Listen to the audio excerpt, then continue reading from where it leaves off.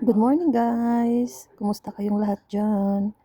Ito kami ngayon at magtrabaho muna dito sa yard namin para matanggal tong mga damo. Pinagbubunot ko siya at para maubos na siya lahat kasi ang tataas na niya. Kailangan na talaga niyang tanggalin kasi mabilis siyang humaba kasi summer dito ngayon. Kaya ayan yung trabaho na ginawa ko ngayong araw.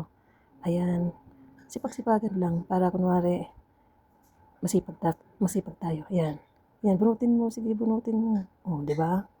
Oh, boss. Congratulations nga pala sa mga nakasahod na.